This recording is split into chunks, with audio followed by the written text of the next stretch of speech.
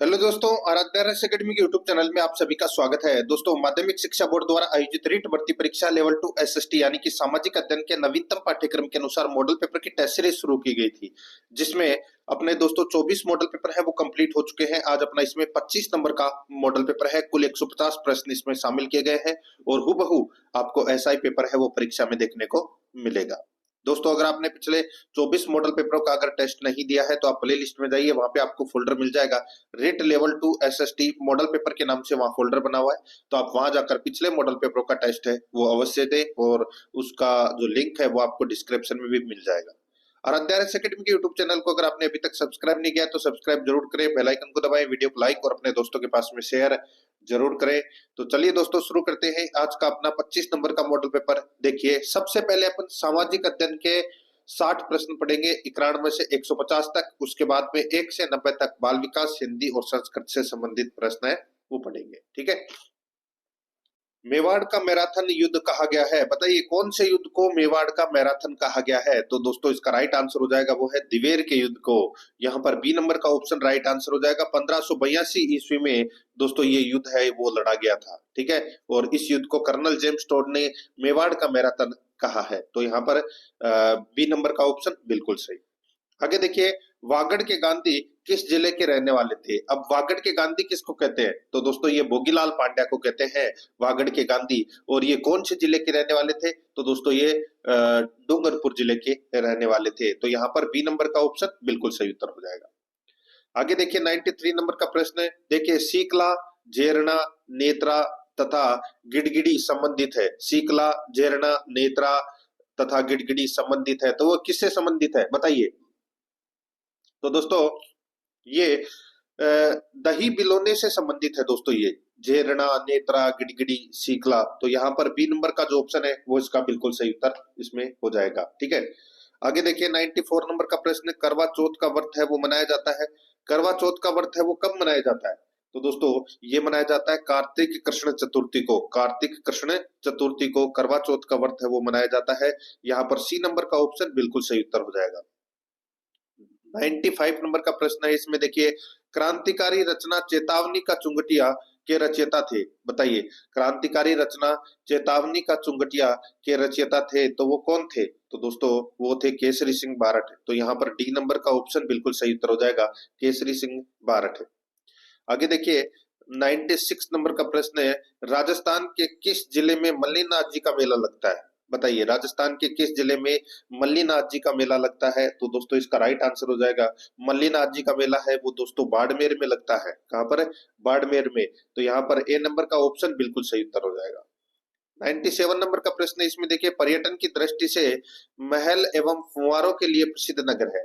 पर्यटन की दृष्टि से महल एवं फुवारों के लिए प्रसिद्ध नगर है तो वो कौन सा है? तो वो है दोस्तों डीग। कौन सा? डीग।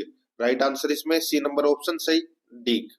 नेक्स्ट आगे देखिए, अधिकांश सांस्कृतिक गतिविधियां जयपुर में संपन्न होती है। अधिकांश सांस्कृतिक गतिविधियां जयपुर में संपन्न होती है तो दोस्तों, ये संपन्न होती है जवाहर कला केंद्र में। कहां पर है? जवाहर कला केंद्र में। यहाँ पर बी नंबर का ऑप्शन बिल्कुल सही।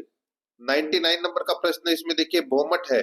बताइए, बहुमठ है तो ये क्या है बहुमठ? तो ये मेवाड़ में भील आबादी वाला क्षेत्र है। मेवाड़ में भील आबादी वाला जो क्षेत्र है वो है बहुमठ। यहाँ पर डी नंबर का जो ऑप्शन है वो इसका बिल्कुल सही उत्तर हो जाएगा।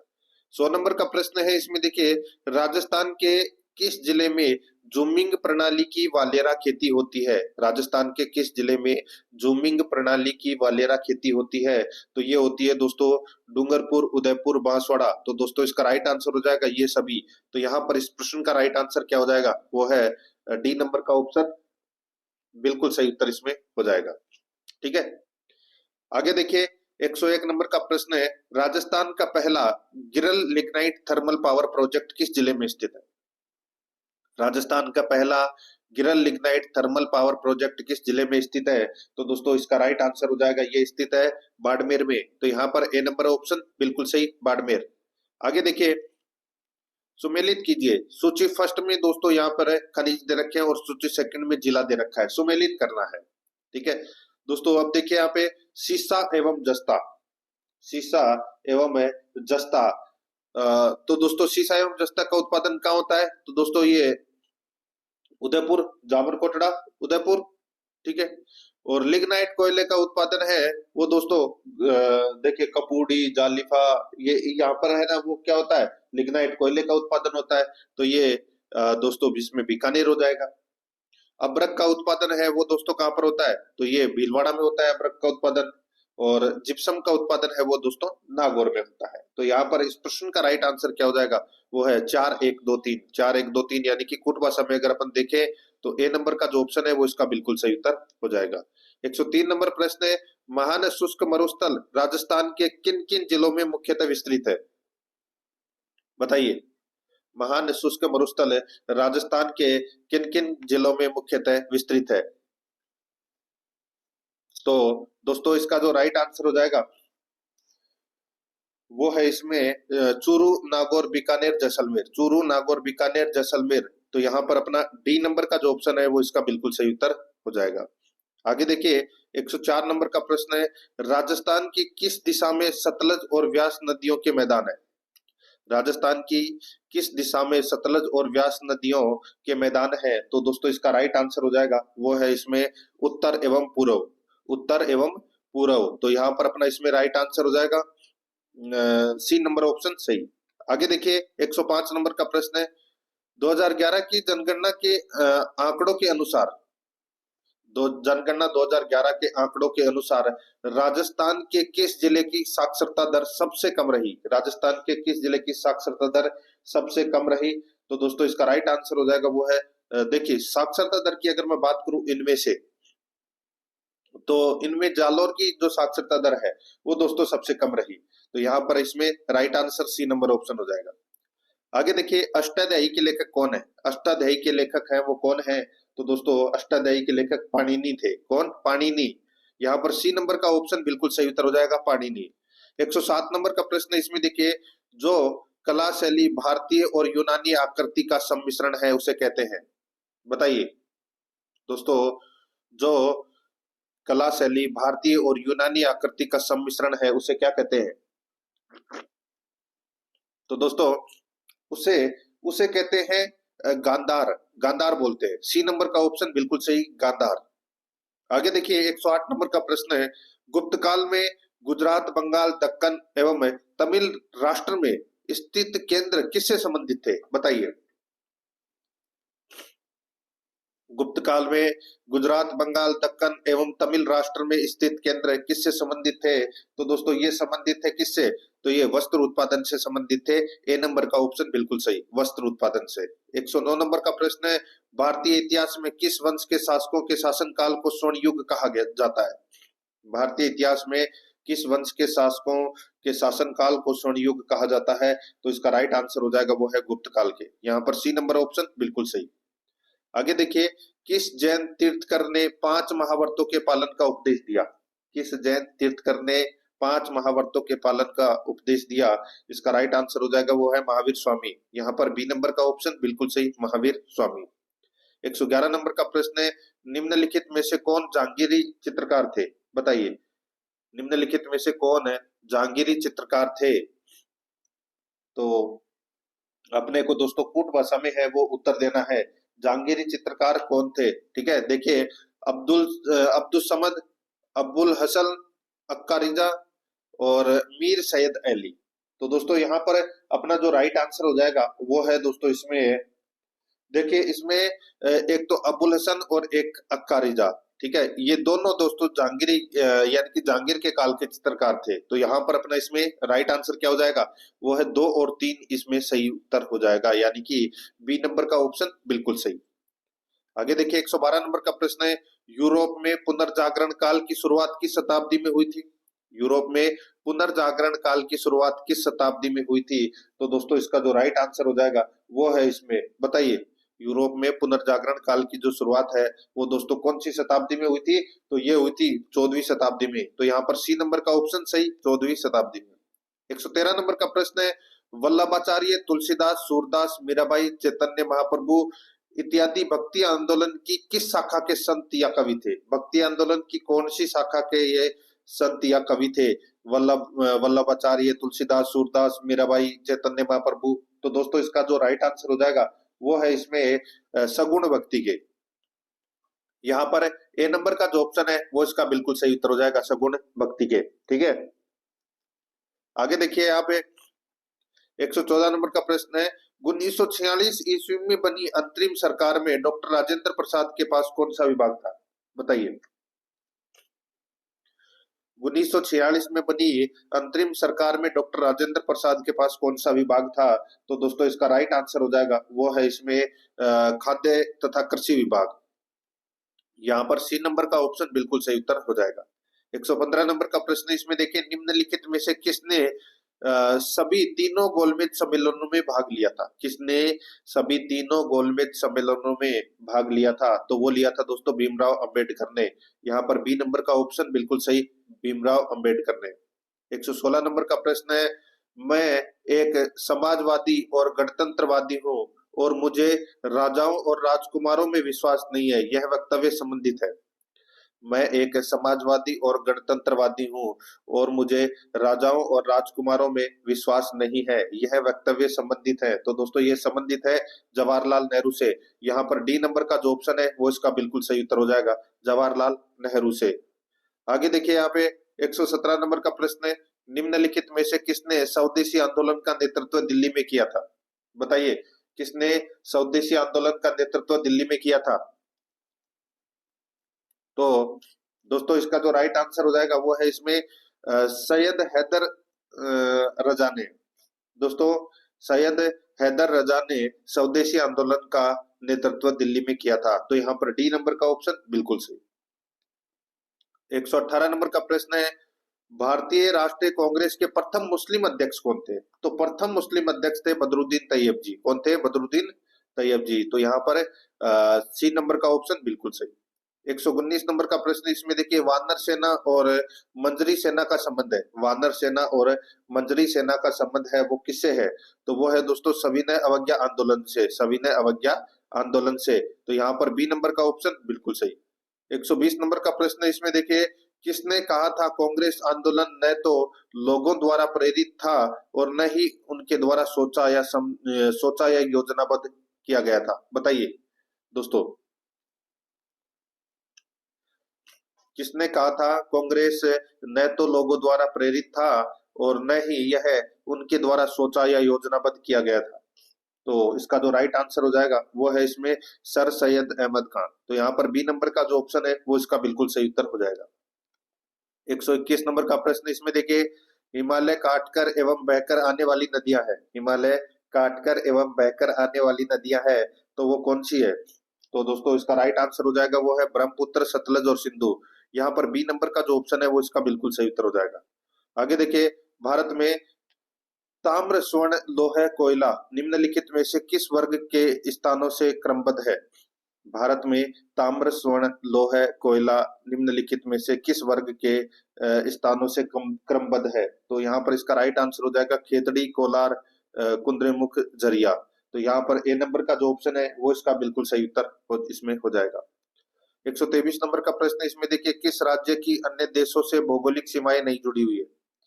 किस राज्य की अन्य देशों से भौगोलिक सीमाएं नहीं जुड़ी है? तो दोस्तों इसका राइट आंसर हो जाएगा वो है इसमें हरियाणा। यहाँ पर डी नंबर का ऑप्शन बिल्कुल सही उत्तर हो जाएगा, हरियाणा। आगे देखिए, भारत की जनसंख्या कब 100 करोड़ हो गई? भारत की जनसंख्या कब 100 करोड़ हो गई? तो दोस्तों मई 2000 में, मई सन 2000 के अंदर भारत की जो जनसंख्या है वो 100 करोड़ हो गई थी। तो यहाँ पर इसमें ए नंबर का ऑप्शन बिल्कुल सही। आगे देखिए, भारत अवस्थित है।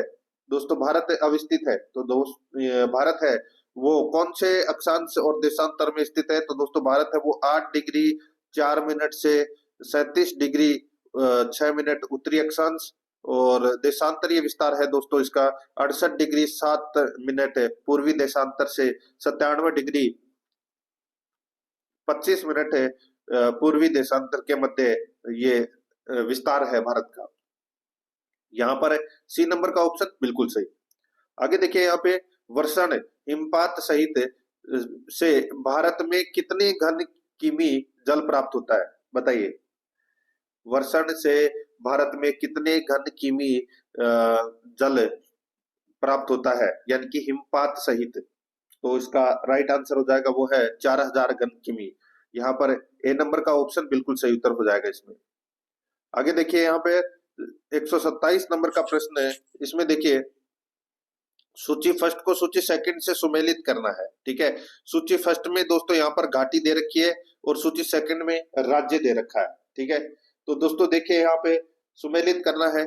मूर्खा घाटी कहाँ है? तो दोस्तों मूर्खा घाटी, तो दोस्तों मूर्खा घाटी है वो दोस्तों ये जम्मू कश्मीर में है। मूर्खा घाटी कहाँ पर है? जम्मू कश्मीर में है मूर्खा घाटी। और जुकू घाटी कहाँ है? तो दोस्तों जुकू घाटी है ये नागालैंड में है। कहाँ पर है? नागालैंड में, ठीक है। और सांगला घाटी कहाँ है? तो ये हिमाचल प्रदेश में है। और युयांग घाटी है वो दोस्तों कहाँ पर है? सिक्किम में, ठीक है। तो यहाँ पर इस प्रश्न का जो सही उत्तर हो जाएगा वो है इसमें कौन सा? 3 4 1 इसका सही उत्तर हो जाएगा। कूटबा साबिक के अंदर अगर अपन देखें तो दोस्तों 3 4 2 1 डी नंबर का ऑप्शन बिल्कुल सही उत्तर हो जाएगा। आगे देखिए निम्नलिखित कथनों में से कौन सा एक सही नहीं है?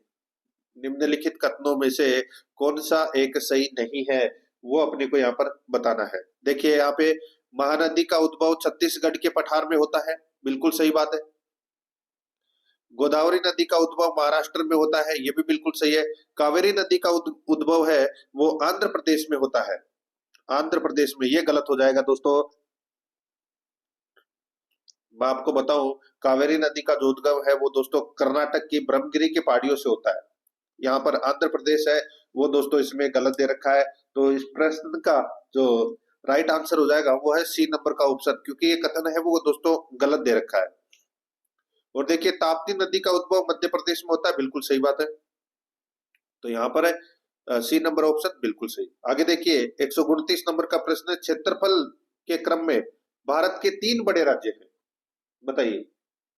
राजस्थान, मध्य प्रदेश, महाराष्ट्र, इसका सही उत्तर हो जाएगा ए नंबर का जो ऑप्शन है वो इसका बिल्कुल सही, ठीक है। आगे देखिए 30 नंबर का प्रश्न है, भारत की सर्वाधिक वर्षा मुख्यतः प्राप्त होती है। भारत की सर्वाधिक वर्षा मुख्यतः प्राप्त होती है तो दोस्तों ये दक्षिण पश्चिम मानसून से प्राप्त होती है। यहाँ पर डी नंबर का ऑप्शन बिल्कुल सही उत्तर हो जाएगा। आगे देखिए दोस्तों 131 नंबर का प्रश्न है, सूची फर्स्ट में वन का प्रकार दे रखा है और सूची सेकंड में प्रदेश दे रखा है। देखिए यहाँ पे उष्ण कटिबंधीय सदाबहार वन दोस्तों कौन से प्रदेश में स्थित है? उष्ण कटिबंधीय सदाबहार वन कौन से प्रदेश में स्थित है? तो दोस्तों ये स्थित है देखिए शिलोंग पठार सह्याद्री में, शिलोंग पठार सह्याद्री में ये स्थित है, ठीक है। और देखिए दोस्तों यहाँ पे जो मानसून है ये दोस्तों छोटा नागपुर पठार शिवालिक शीतोष्ण है, ठीक है। ये दोस्तों पूर्वी और पश्चिमी हिमालय नीलगिरी और कच्छ है मैंग्रोव है ये पश्चिमी बंग तराई। तो यहाँ पर इस प्रश्न का जो राइट आंसर हो जाएगा वो है दोस्तों इसमें देखिए 2 1 4 3 इसका बिल्कुल सही उत्तर हो जाएगा। 2 1 4 3 यानी कि अपना इसमें सी नंबर का जो ऑप्शन है वो इसका बिल्कुल सही। 132 नंबर का प्रश्न इसमें देखिए भारतीय औद्योगिक विकास बैंक लिमिटेड की स्थापना कब हुई थी? भारतीय औद्योगिक विकास बैंक लिमिटेड की स्थापना कब हुई थी? यहाँ पर इसका राइट आंसर हो जाएगा वो है इसमें जुलाई 1964 में। यहाँ पर सी नंबर का ऑप्शन बिल्कुल सही उत्तर हो जाएगा, जुलाई 1964 में। आगे देखिए 1 अप्रैल 2017 को भारतीय महिला बैंक का विलय किस बैंक में किया गया? 1 अप्रैल 2017 को भारतीय महिला बैंक का विलय किस बैंक में किया गया? तो दोस्तों ये किया गया भारतीय स्टेट बैंक में। तो यहाँ पर बी नंबर का जो ऑप्शन है वो इसका बिल्कुल सही, भारतीय स्टेट बैंक में। 134 नंबर का प्रश्न है, भारतीय संविधान के किस अनुच्छेद के अनुसार उच्चतम न्यायालय का न्यायाधीश अपना पद धारण करता है? भारतीय संविधान के किस अनुच्छेद के अनुसार उच्चतम न्यायालय का न्यायाधीश अपना पद धारण करता है? तो दोस्तों इसका राइट आंसर हो जाएगा वो है इसमें अनुच्छेद 124(2). यहाँ पर सी नंबर का ऑप्शन बिल्कुल सही उत्तर हो जाएगा।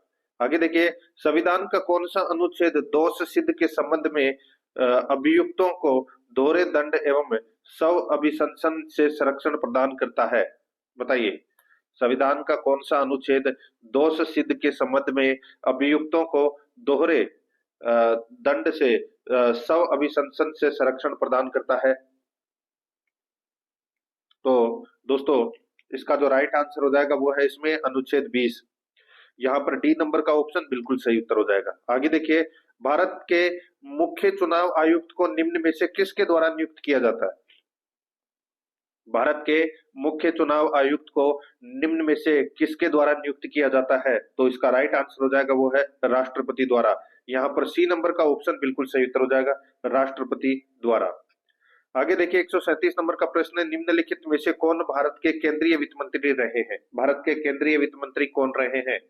तो दोस्तों इसका राइट आंसर हो जाएगा वो है, देखिए, वीपी सिंह रहे, आर वेंकट रमन भी रहे हैं, ठीक है, वीपी सिंह भी रहे, आर वेंकट रमन भी रहे, और दोस्तों वाई बी चौहान भी रहे हैं, प्रणब मुखर्जी नहीं रहे, ठीक है। तो यहाँ पर अपना इसमें राइट आंसर क्या हो जाएगा? 1 2 3 इसमें क्या है? बिल्कुल सही है। तो इस प्रश्न का सही उत्तर हो जाएगा वो है 1 2 3 इसमें बिल्कुल सही है, 1 नंबर ऑप्शन सही। आगे देखिए, भारतीय संविधान के अंतर्गत निम्नलिखित में से कौन सा मूल कर्तव्य नहीं है? तो कौन सा मूल कर्तव्य नहीं है? तो दोस्तों देखिए, लोक चुनाव में मतदान करना, लोक चुनाव में मतदान करना, ये मूल कर्तव्य की श्रेणी में दोस्तों नहीं आता। बाकी वैज्ञानिकों प्रवृत्ति विकसित करना, सार्वजनिक संपत्ति की सुरक्षा करना, संविधान के प्रति निष्ठावान रहना और उसके आदर्शों का पालन करना, ये मूल कर्तव्य की श्रेणी में आता है। यहाँ पे ए नंबर का जो ऑप्शन है वो इसका बिल्कुल सही उत्तर हो जाएगा। 139 नंबर प्रश्न, इसमें देखिए, निम्नलिखित में से कौन सा या कौन से राज्य के नीति निर्देशक तत्वों में शामिल है? तो दोस्तों नीति निर्देशक तत्वों में शामिल है, यहाँ पर देखिए क्या शामिल है राज्य के नीति निर्देशक तत्वों में, ठीक है। देखिए दोस्तों, यहाँ पे देखिए, मानव के दुर्व्यापार एवं बालात श्रम का प्रतिषेध, ये दोस्तों नीति निर्देशक तत्वों में नहीं आता है, ठीक है। मादक पेय और स्वास्थ्य के लिए हानिकारक औषधियों के औषधि प्रयोजन के लिए भिन्न उपभोग का प्रतिषेध, ठीक है। तो ये दोस्तों इसमें राज्य के नीति निर्देशक तत्वों में आता है, ठीक है। तो यहाँ पर इसमें केवल और केवल दो है, वो क्या है? इसमें सत्य है, केवल और केवल दो है, वो क्या है? इसमें सत्य है। तो यहाँ पर इस प्रश्न का जो राइट आंसर हो जाएगा वो है बी नंबर का जो ऑप्शन है वो इसका बिल्कुल सही उत्तर इसमें हो जाएगा, ठीक है। आगे देखिए, जो ये ऊपर वाला था पहला वाला ऑप्शन, मानव के दुर्व्यापार और बालात श्रम का प्रतिषेध, ये दोस्तों मूल अधिकार की श्रेणी में आता है, ठीक है। आगे देखिए, यहाँ पे 140 नंबर प्रश्न है, राजस्थान में पाई जाने वाली अत्यधिक खनिज संगमरमर किस जिले से प्राप्त की जाती है? तो दोस्तों इसका जो राइट आंसर हो जाएगा वो है इसमें, ये प्राप्त की जाती है दोस्तों कहां से? तो ये दोस्तों राजसमंद से, बांसवाड़ा से, बूंदी से। तो इसका राइट आंसर हो जाएगा वो है डी नंबर का ऑप्शन बिल्कुल सही, ये सभी। 141 नंबर का प्रश्न है, देखिए, सामाजिक अध्ययन का शैक्षिक कार्य, सामाजिक अध्ययन का शैक्षिक कार्य है वो क्या है? तो वो है दोस्तों सूचनात्मक कार्य, सांस्कृतिक कार्य, मानवीय कार्य। तो इसका राइट आंसर हो जाएगा ये सभी, डी नंबर ऑप्शन बिल्कुल सही। आगे देखिए, एक अच्छी इकाई विधि का गुण निम्नलिखित में से है, एक अच्छी इकाई का गुण निम्नलिखित में से है। तो दोस्तों इसमें देखिए वो गुण क्या है? वो गुण है आवश्यक पाठ्य वस्तुओं का समावेश, छात्रों द्वारा मानसिक एवं शारीरिक शिक्षण में सक्रिय रूप से भाग ले सकने की व्यवस्था, स्वाध्याय की प्रवृत्ति को प्रेरित करना। तो इसका राइट आंसर हो जाएगा उपरोक्त सभी, डी नंबर का ऑप्शन बिल्कुल सही। आगे देखिए, मूल्यांकन के प्रमुख उपकरण है, मूल्यांकन के प्रमुख उपकरण है। तो दोस्तों देखिए, निरीक्षणात्मक विधियां, परीक्षण प्रक्रियाएं, सब आलेख प्रविधियां। तो इसका राइट आंसर हो जाएगा डी नंबर ऑप्शन बिल्कुल सही, ये सभी। आगे देखिए, प्रोजेक्ट प्रणाली का सर्वप्रथम प्रयोग हुआ, प्रोजेक्ट प्रणाली का सर्वप्रथम प्रयोग हुआ। तो दोस्तों ये प्रयोग हुआ कृषि तथा औद्योगिक शिक्षा के क्षेत्र में। तो यहाँ पर डी नंबर का ऑप्शन बिल्कुल सही। आगे देखिए, निम्नलिखित कथनों पर विचार कीजिए, दोस्तों उपरोक्त में से कौन सा कथन सही है? कौन सा कथन सही है वो अपने को यहाँ पर बताना है। देखिए दोस्तों, यहाँ पे परियोजना का कार्य परियोजना कार्य का संबंध स्वमूल्यांकन से नहीं है। तो दोस्तों ये भी गलत हो जाएगा अपना, ठीक है। परियोजना कार्य में शिक्षक की कोई भूमिका नहीं होती। तो दोस्तों परियोजना कार्य में शिक्षक की तो भूमिका होती है, तो ये भी गलत हो जाएगा, ठीक है। तो यहाँ पर अपना इसमें क्या उत्तर हो जाएगा? तो दोस्तों इनमें से कोई भी सही नहीं है। तो यहाँ पर इसका राइट आंसर हो जाएगा डी नंबर का ऑप्शन बिल्कुल सही, ठीक है। आगे देखिए, 146 नंबर का प्रश्न है, छात्रों में आलोचनात्मक चिंतन की योग्यता बढ़ाने के लिए किस प्रकार के प्रश्न पूछने चाहिए? छात्रों में आलोचनात्मक चिंतन की योग्यता बढ़ाने के लिए किस प्रकार के प्रश्न है वो पूछने चाहिए? तो दोस्तों इसमें विचारात्मक प्रश्न है वो पूछने चाहिए। यहाँ पर ए नंबर का ऑप्शन बिल्कुल सही। 147 नंबर प्रश्न है, सामाजिक अध्ययन में मूल्यांकन का संबंध निम्न में से किसके साथ है? बताइए। सामाजिक अध्ययन में मूल्यांकन का संबंध निम्न में से किसके साथ है? तो दोस्तों इसका राइट आंसर हो जाएगा वो है छात्र के अधिगम स्तर के साथ। यहाँ पर ए नंबर का ऑप्शन बिल्कुल सही उत्तर हो जाएगा। 148 नंबर का प्रश्न है, योजना प्रोजेक्ट शब्द का सर्वप्रथम प्रयोग किसने किया? योजना प्रोजेक्ट शब्द का सर्वप्रथम प्रयोग किसने किया? तो दोस्तों ये किया रिचाई ने। यहाँ पर बी नंबर का ऑप्शन बिल्कुल सही उत्तर हो जाएगा, रिचाई ने। आगे देखिए 149 नंबर का प्रश्न है, सहयोग आधारित अधिगम से संबंधित निम्न कथनों में से कौन सा सत्य है? सहयोग आधारित अधिगम से संबंधित निम्न कथनों में से कौन सा कथन है वो सत्य है? तो दोस्तों इसमें देखिए कौन सा कथन है वो सत्य है वो अपने को बताना है। देखिए इसमें शिक्षण कार्य सहयोग किए जाने पर बल दिया जाता है। सहयोग आधारित शिक्षण प्रदान करने में शिक्षक की भूमिका महत्वपूर्ण होती है। वह विद्यालय में सहयोग पूर्ण वातावरण बनाने का कार्य करता है। तो इसका राइट आंसर हो जाएगा उपरोक्त सभी। डी नंबर का जो ऑप्शन है वो इसका बिल्कुल सही उत्तर हो जाएगा। आगे देखिए इतिहास शिक्षण की अत्यंत महत्वपूर्ण विधि है। इतिहास शिक्षण की अत्यंत महत्वपूर्ण विधि है। तो ये विधि है वो दोस्तों स्रोत विधि है। यहाँ पर बी नंबर का जो ऑप्शन है वो इसका बिल्कुल सही उत्तर इसमें हो जाएगा। तो दोस्तों ये मैंने आपको है वो सामाजिक अध्ययन के 60 प्रश्न है वो करवाए हैं। अब अपन आगे बाल विकास, हिंदी और संस्कृत से संबंधित है वो प्रश्न पढ़ेंगे। आराध्या एकेडमी के यूट्यूब चैनल को अगर आपने अभी तक सब्सक्राइब नहीं किया तो सब्सक्राइब जरूर कर लें, बेल आइकन को दबाएं ताकि नोटिफिकेशन है वो आपके पास में निरंतर पहुंचता रहे।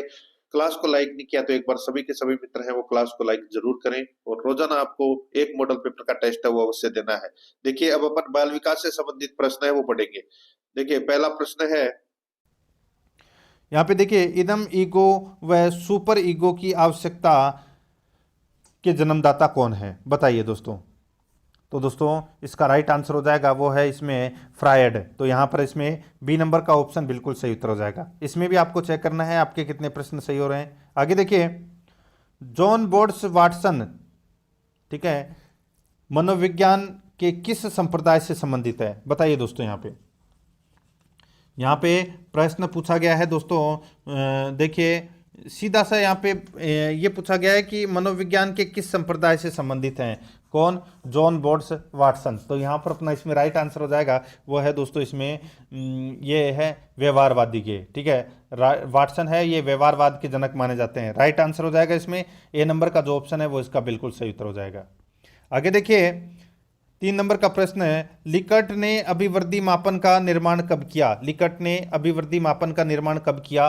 इसका बिल्कुल सही उत्तर हो जाएगा वो है दोस्तों इसमें, बताइए कब? तो ये किया था दोस्तों 1932 ईस्वी में। तो राइट आंसर हो जाएगा सी नंबर का ऑप्शन बिल्कुल सही। आगे देखिए 4 नंबर का प्रश्न है, हरलोक ने किशोरावस्था की कितनी उपधाराओं में विभक्त किया है? बताइए हरलोक ने किशोरावस्था को कितनी उपधाराओं में विभक्त किया है? इसका राइट आंसर हो जाएगा वो है दोस्तों 3 उपधाराओं में क्या किया है? विभक्त किया है। ए नंबर का जो ऑप्शन है वो इसका बिल्कुल सही।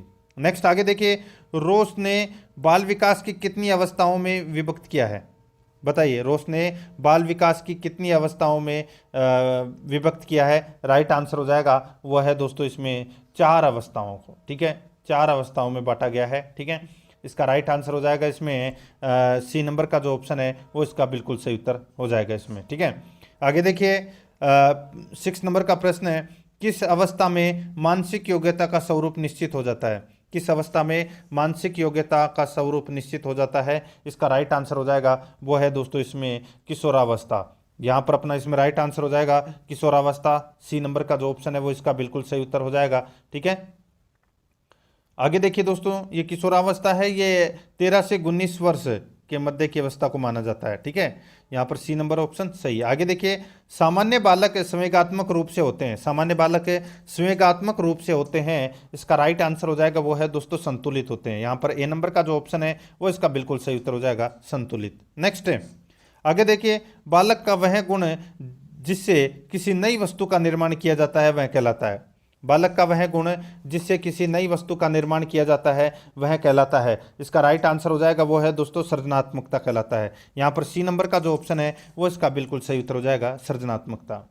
आगे देखिए 9 नंबर का प्रश्न है पूर्णकारवाद के जन्मदाता है। दोस्तों पूर्णकारवाद के जन्मदाता है वो कौन है? इसका बिल्कुल सही उत्तर हो जाएगा वो है दोस्तों वृद्धिमान का। यहाँ पर ए नंबर का जो ऑप्शन है वो इसका बिल्कुल सही उत्तर हो जाएगा, ये वृद्धिमान का है। ठीक है, तो यहाँ पर ए नंबर ऑप्शन बिल्कुल सही। आगे देखिए सीखने में उन्नतिपूर्ण संभव है। दोस्तों सीखने में उन्नतिपूर्ण संभव है तो दोस्तों ये व्यवहार रूप में संभव है, तो राइट आंसर हो जाएगा इसमें बी नंबर ऑप्शन सही। आगे देखिए संपूर्ण व्यक्तित्व की पूर्ण संतुलित क्रियाशीलता को मानसिक स्वास्थ्य कहते हैं, कथन किसका है? संपूर्ण व्यक्तित्व की पूर्ण संतुलित क्रियाशीलता को मानसिक स्वास्थ्य कहते हैं, कथन किसका है? तो दोस्तों ये कथन है हेडफील्ड का कथन है। दोस्तों ये सी नंबर का जो ऑप्शन है वो इसका बिल्कुल सही उत्तर हो जाएगा, हेडफील्ड का कथन है।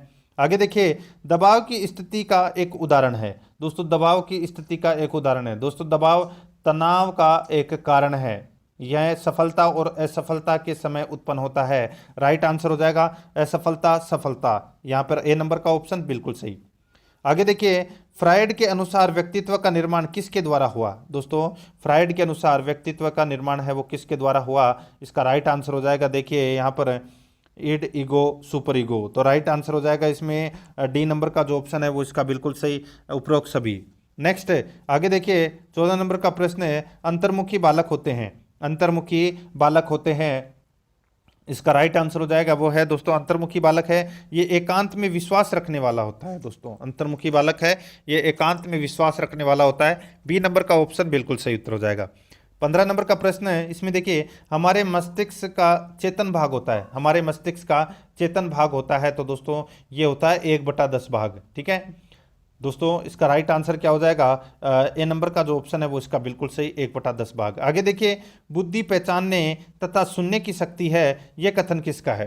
बुद्धि पहचानने तथा सुनने की शक्ति है, यह कथन किसका है? ये कथन है दोस्तों बिने का कथन है। ये किसका कथन है? बिने का। ठीक है, बिने के अनुसार बुद्धि 4 शब्दों में निहित है, ज्ञान, आविष्कार, निर्देश और आलोचना में। ठीक है, सी नंबर ऑप्शन बिल्कुल सही। आगे देखिए यूनेस्को द्वारा हीन बुद्धि बालकों की बुद्धि लब्धि बताई गई है। दोस्तों हीन बालकों की जो बुद्धि लब्धि है वो बताई गई है यूनेस्को द्वारा, तो ये बताई गई है दोस्तों 0 से 9, 0 से 9 बुद्धि वाले बालक होते हैं। ठीक है, ये हीन बुद्धि वाले बालक की बुद्धि लब्धि बताई गई है, राइट आंसर हो जाएगा इसमें ए नंबर का ऑप्शन बिल्कुल सही।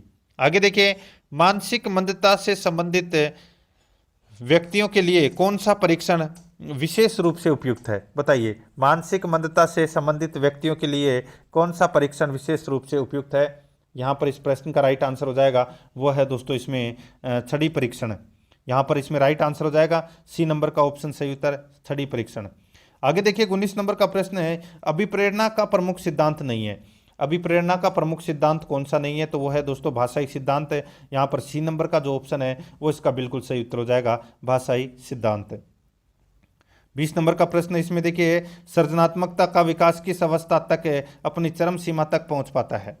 सृजनात्मकता का विकास किस अवस्था तक अपनी चरम सीमा तक पहुंच पाता है? इसका राइट आंसर हो जाएगा वो है दोस्तों 30 वर्ष तक, याद रखना 30 वर्ष तक। यहाँ पर डी नंबर का ऑप्शन बिल्कुल सही उत्तर हो जाएगा।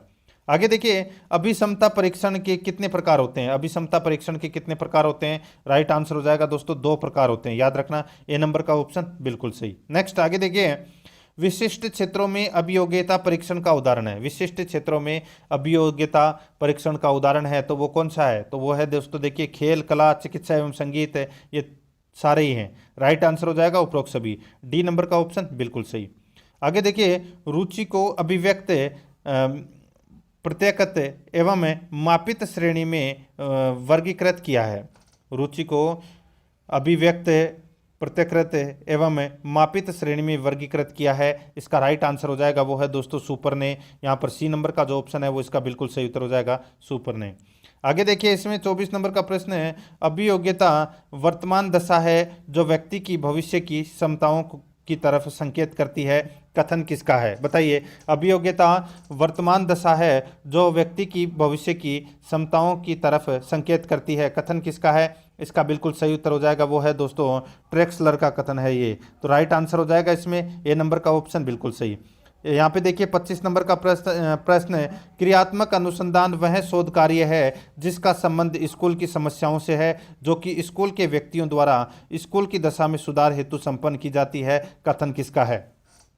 क्रियात्मक अनुसंधान वह शोध कार्य है जिसका संबंध स्कूल की समस्याओं से है जो कि स्कूल के व्यक्तियों द्वारा स्कूल की दशा में सुधार हेतु संपन्न की जाती है, कथन किसका है? इसका राइट आंसर हो जाएगा यह है दोस्तों सारा ब्लैकवेल का है ये कथन। तो यहाँ पर अपना इसमें राइट आंसर हो जाएगा बी नंबर ऑप्शन सही। ठीक है, आगे देखिए इसमें 26 नंबर का प्रश्न है मूल्यांकन की प्रमाणीकृत प्रविधियां व उपकरण है। मूल्यांकन की प्रमाणीकृत प्रविधियां व उपकरण है। इस प्रश्न का राइट आंसर हो जाएगा वो है दोस्तों बुद्धि परीक्षाएं, निष्पत्ति परीक्षाएं, रुचि परीक्षाएं। राइट आंसर हो जाएगा उपरोक्त सभी, डी नंबर का ऑप्शन बिल्कुल सही। आगे देखिए शिक्षण प्रतिमान के मूल तत्व हैं। शिक्षण प्रतिमान के मूल तत्व हैं वो कौन से हैं? तो दोस्तों यहाँ पर देखिए इसमें लक्ष्य का उद्देश्य, संरचना, सामाजिक प्रणाली, ये सभी हैं वो शिक्षण प्रतिमान के मूल तत्व हैं। इसका राइट आंसर हो जाएगा उपरोक्त सभी, डी नंबर का ऑप्शन बिल्कुल सही। यहाँ पर देखिए 28 नंबर का प्रश्न है अधिगम के अनेक सिद्धांतों की स्थापना की गई है ताकि अधिगम के अनेक सिद्धांतों की स्थापना की गई है ताकि अधिगम को व्यवस्थित किया जा सके। यहाँ पर ए नंबर का जो ऑप्शन है वो इसका बिल्कुल सही उत्तर हो जाएगा। आगे देखिए शिक्षक के रूप में बालिकाओं को प्रोत्साहित करेंगे। शिक्षक के रूप में बालिकाओं को प्रोत्साहित करेंगे। इसका राइट आंसर हो जाएगा वो है दोस्तों स्वावलंबी बनने के लिए प्रोत्साहित करेंगे। यहाँ पर ए नंबर का जो ऑप्शन है वो इसका बिल्कुल सही उत्तर हो जाएगा। आगे देखिए वातावरण को समझने के लिए आवश्यक है कि छात्रों में रुचि उत्पन्न की जाए। वातावरण को समझने के लिए आवश्यक है कि छात्रों में रुचि उत्पन्न की जाए। इसका राइट आंसर हो जाएगा वो है दोस्तों निरीक्षण की रुचि है वो उत्पन्न की जाए। यहाँ पर बी नंबर का ऑप्शन है वो इसका बिल्कुल सही उत्तर हो जाएगा। अब दोस्तों आगे अपन है वो भाषा फर्स्ट हिंदी से संबंधित प्रश्न है वो करेंगे। ठीक है, यहाँ पर देखिए ये गद्यांश पढ़ के अपने को उत्तर देना था 31 से 33 प्रश्न तक। ठीक है, अब आपको ये पता लगाना है कि आपके कितने प्रश्न हैं वो हिंदी में भी सही हो रहे हैं। देखिए निम्नलिखित में से कौन सा सामासिक पद नहीं है? सामासिक पद कौन सा नहीं है?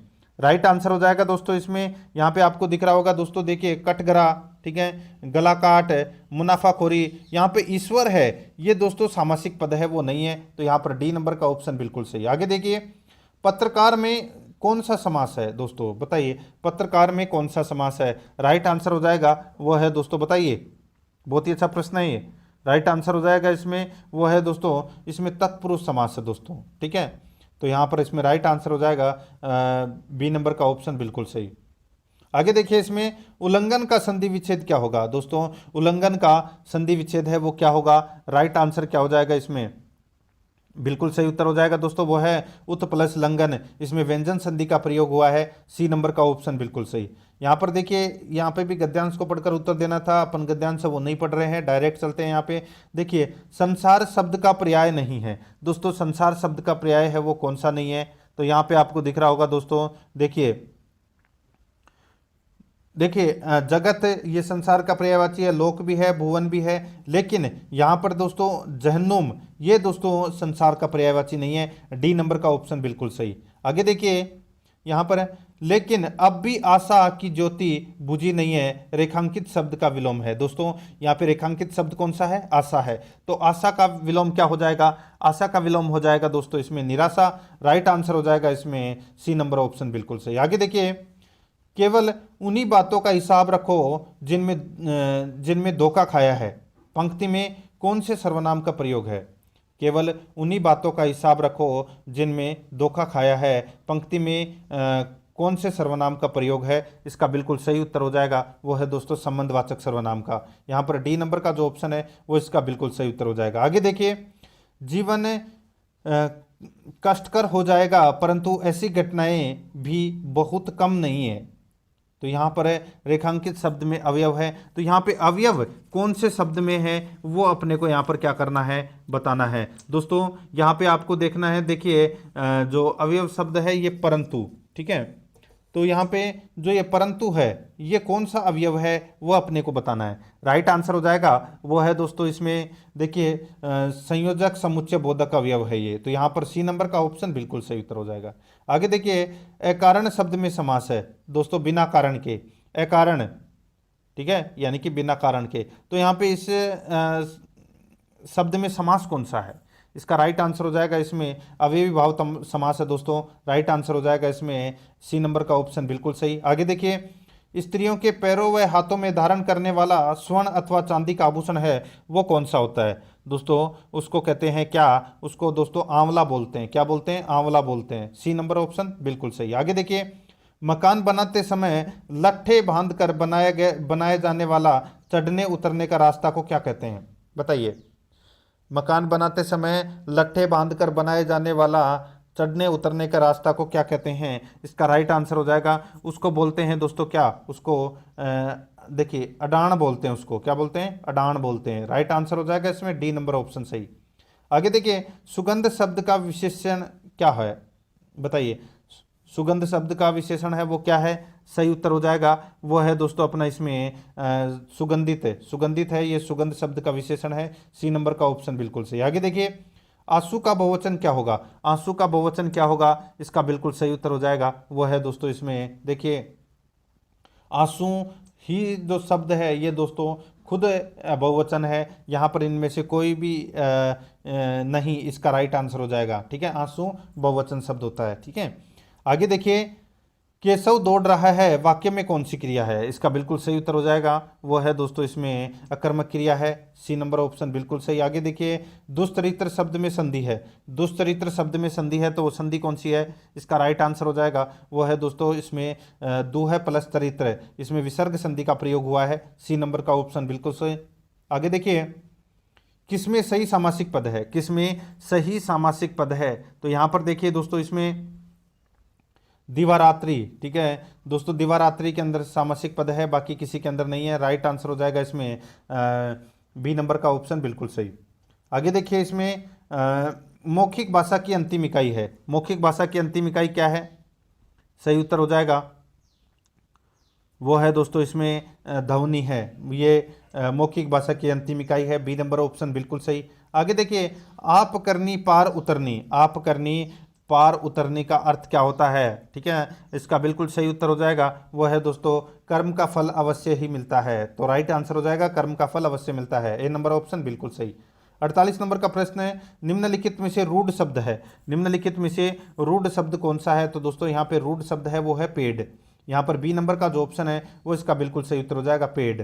आगे देखिए 49 नंबर प्रश्न है निम्न में से क्या व्याकरण शिक्षण की विधि है, निम्न में से क्या व्याकरण शिक्षण की विधि है, इसका राइट आंसर क्या हो जाएगा वो है दोस्तों सिद्धांत विधि, आगमन विधि, प्रत्यक्ष भाषा शिक्षण विधि। तो ये सभी हैं, ये व्याकरण शिक्षण की विधि है। राइट आंसर हो जाएगा उपरोक्त सभी। डी नंबर का ऑप्शन बिल्कुल सही उत्तर हो जाएगा। 50 नंबर का प्रश्न है, इसमें देखिए दोस्तों इसमें क्या पूछा गया है, देखिए जैसे पूर्व कौन सा उपसर्ग लगाया जाए कि उसका अर्थ विपरीत हो जाए। देखिए जय के आगे अगर अपन परा उपसर्ग लगाएं तो दोस्तों क्या हो जाएगा, पराजय। तो यहाँ पर अपना इसमें राइट आंसर हो जाएगा वो है बी नंबर का जो ऑप्शन है वो इसका बिल्कुल सही उत्तर हो जाएगा। ठीक है, आगे देखिए बोखलाहट में कौन सा प्रत्यय है, बोखलाहट में कौन सा प्रत्यय है, राइट आंसर हो जाएगा आहट, आहट प्रत्यय है दोस्तों इसमें। राइट आंसर ए नंबर का ऑप्शन बिल्कुल सही। ठीक है, आगे देखिए निम्नलिखित में से कौन सा शब्द चांद का पर्यायवाची नहीं है, बताइए चांद का पर्यायवाची कौन सा नहीं है। यहाँ पर देखिए चांद का पर्यायवाची है वो दोस्तों हिमांशु है, रजनीश है, सोम है, लेकिन अंबु नहीं है। यहाँ पर ए नंबर का ऑप्शन बिल्कुल सॉरी सी नंबर का ऑप्शन बिल्कुल सही। यहाँ पे देखिए अर्ध विराम चिन्ह कौन सा है, अर्ध विराम चिन्ह कौन सा है, इसका बिल्कुल सही उत्तर हो जाएगा वो है दोस्तों इसमें कौन सा, तो वो है दोस्तों ये देखिए सी नंबर का जो ऑप्शन है ये इसका बिल्कुल सही उत्तर हो जाएगा, ये अर्ध विराम चिन्ह है, सी नंबर ऑप्शन। आगे देखिए जो स्त्री सूर्य भी नहीं देख पाती, दोस्तों जो स्त्री सूर्य भी नहीं देख पाती, वाक्यांश के लिए एक शब्द क्या होगा, सही उत्तर हो जाएगा वो है दोस्तों इसमें देखिए असूर्य पश्मा। राइट आंसर हो जाएगा यहाँ पर बी नंबर का ऑप्शन बिल्कुल सही है। आगे देखिए प्राचीन व अमनोवैज्ञानिक विधि का उदाहरण है, प्राचीन व अमनोवैज्ञानिक विधि का उदाहरण है तो वो कौन सा है, इसका बिल्कुल सही उत्तर हो जाएगा वो है दोस्तों सूत्र विधि। यहाँ पर सी नंबर का ऑप्शन बिल्कुल सही। आगे देखिए हिंदी शिक्षण में किस सहायक सामग्री का अधिक महत्व है? हिंदी शिक्षण में किस सहायक सामग्री का अधिक महत्व है? इसका बिल्कुल सही उत्तर हो जाएगा वो है दोस्तों श्यामपट्ट। यहाँ पर डी नंबर का ऑप्शन है वो इसका बिल्कुल सही उत्तर हो जाएगा श्यामपट्ट। आगे देखिए, भाषा शिक्षण के रूप में आपके लिए महत्वपूर्ण है। भाषा शिक्षण के रूप में आपके लिए महत्वपूर्ण है तो दोस्तों वो है बच्चों द्वारा बेझिझक भाषा प्रयोग करवाना। बच्चों द्वारा बेझिझक भाषा प्रयोग करवाना। राइट आंसर इसमें सी नंबर का ऑप्शन बिल्कुल सही है। आगे देखिए, प्राथमिक स्तर पर हिंदी भाषा शिक्षण का उद्देश्य नहीं है। प्राथमिक स्तर पर हिंदी भाषा शिक्षण का उद्देश्य नहीं है तो वो कौन सा उद्देश्य नहीं है? इसका राइट आंसर क्या हो जाएगा? वो है दोस्तों इसमें देखिए, विद्यार्थियों को सस्वर वाचन में सक्षम बनाना, ये उद्देश्य है। विद्यार्थियों को शुद्ध उच्चारण के लिए प्रेरित करना, बिल्कुल सही है। विद्यार्थियों को सुलेख और श्रुतलेख लिखने में सक्षम बनाना, ये भी उद्देश्य है। व्याकरण के नियमों का विशुद्ध ज्ञान देना, ये दोस्तों अपना इसमें राइट आंसर हो जाएगा। डी नंबर का ऑप्शन सही उत्तर है, ये उद्देश्य नहीं है। आगे देखिए 59 नंबर प्रश्न है, भाषा शिक्षण की प्रक्रिया। दोस्तों भाषा शिक्षण की प्रक्रिया यहाँ पर देखिए विभिन्न विषयों की कक्षाओं में भी संभव है तो यहाँ पर ए नंबर का ऑप्शन बिल्कुल सही उत्तर हो जाएगा। 60 नंबर का प्रश्न इसमें देखिए, पढ़ना कौशल में सर्वाधिक महत्वपूर्ण है। पढ़ना कौशल में सर्वाधिक महत्वपूर्ण है, इसका राइट आंसर क्या हो जाएगा? वो है दोस्तों अर्थ ग्रहण करना। यहाँ पर सी नंबर का जो ऑप्शन है वो इसका बिल्कुल सही उत्तर हो जाएगा, अर्थ ग्रहण करना। अब दोस्तों अपने संस्कृत भाषा के प्रश्न हैं वो यहाँ पर शुरू हो रहे हैं, ठीक है। मुझे संस्कृत कम आती है तो आप स्क्रीन के ऊपर ज़्यादा ध्यान देना है और खुद भी पढ़ने की कोशिश करना है, ठीक है। देखिए 61 नंबर प्रश्न है, ठीक है। देखिए, क्रुद्धत पदे प्रत्यय वर्तते, बताइए इसमें प्रत्यय कौन सा है? राइट आंसर कौन सा हो जाएगा? वो है दोस्तों अपना इसमें कत प्रत्यय है दोस्तों। राइट आंसर हो जाएगा सी नंबर ऑप्शन सही। आगे देखिए, तस्मै पदस्य प्रकृति वर्तते, बताइए तस्मै पदस्य प्रकृति है वर्तते, राइट आंसर हो जाएगा इसमें वो है इसमें कौन सा? तो वो है दोस्तों तत्। तो यहाँ पर बी नंबर का ऑप्शन बिल्कुल सही उत्तर हो जाएगा। आगे देखिए, देही इत्यत्र लकारम वर्तते, बताइए देही इत्यत्र लकारम वर्तते, राइट आंसर हो जाएगा इसमें कौन सा?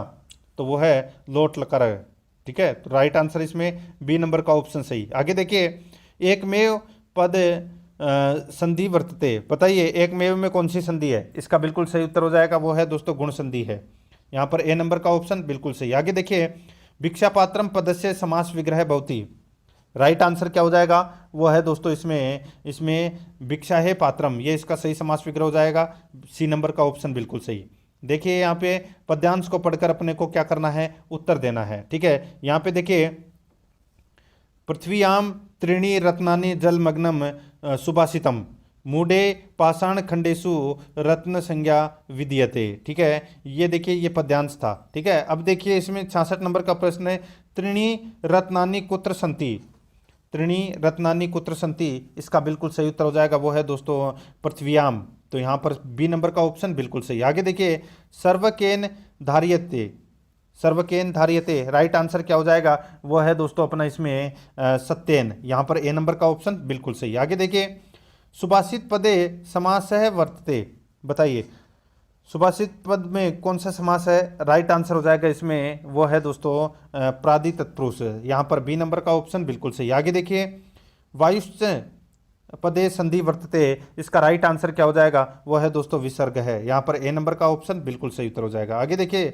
70 नंबर का प्रश्न है, प्रतिष्ठम पदस्य प्रकृति है प्रत्यय है भवति, इसका बिल्कुल सही उत्तर हो जाएगा वो है दोस्तों इसमें कौन सा? तो इसका बिल्कुल सही उत्तर हो जाएगा वो है दोस्तों इसमें प्रति प्लस स्ता प्लस कत, ठीक है। राइट आंसर हो जाएगा इसमें सी नंबर का ऑप्शन बिल्कुल सही। आगे देखिए, त्रिमुनि पदे समासः वर्तते, राइट आंसर हो जाएगा इसमें कौन सा? तो वो है दोस्तों अवयवी भाव, यहाँ पर सी नंबर का ऑप्शन बिल्कुल सही। आगे देखिए, कु चु टू तू पू इति कथ्यते, तो दोस्तों बताइए ये क्या है?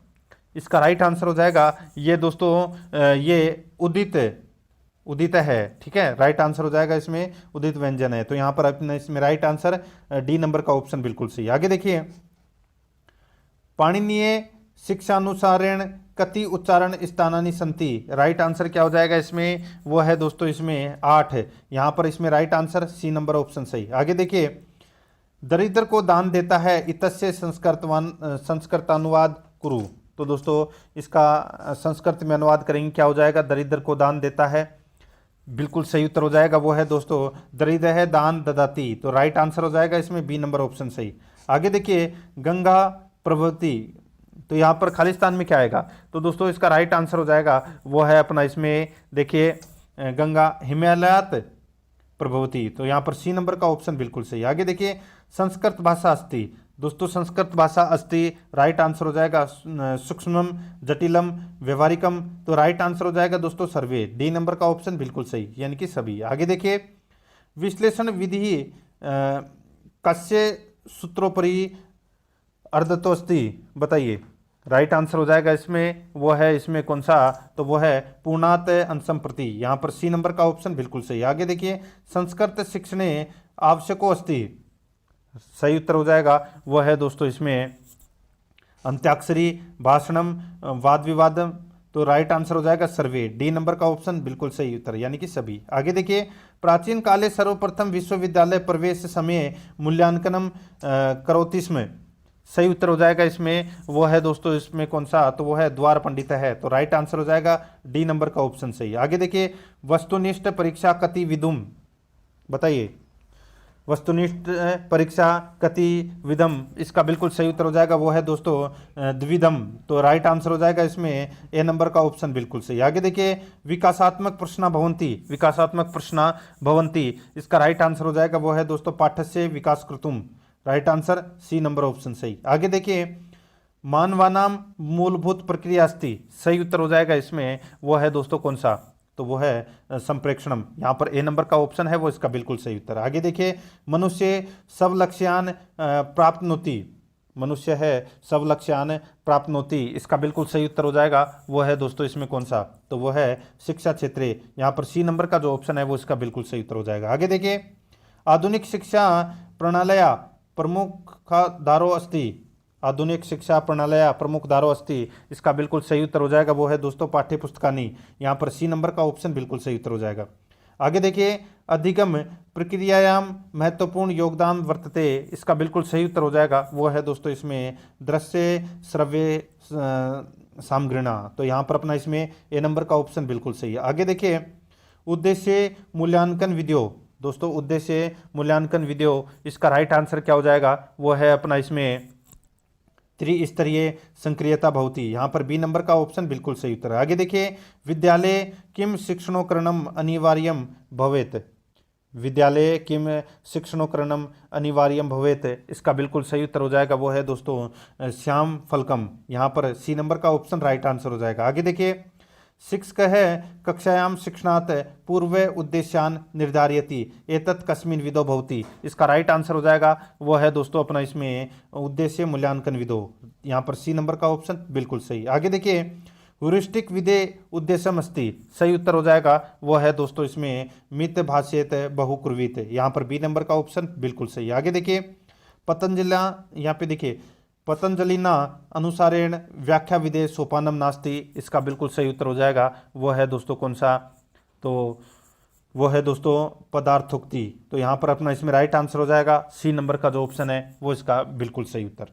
तो दोस्तों प्रश्न आपको कैसे लगे कमेंट में जरूर बताएं और आराध्या रहस्य अकेडमी के यूट्यूब चैनल को सब्सक्राइब जरूर करें, बेल आइकन को दबाएं, वीडियो को लाइक और अपने दोस्तों के पास में शेयर जरूर करें। मिलते हैं दोस्तों नेक्स्ट क्लास में। जय हिंद जय भारत।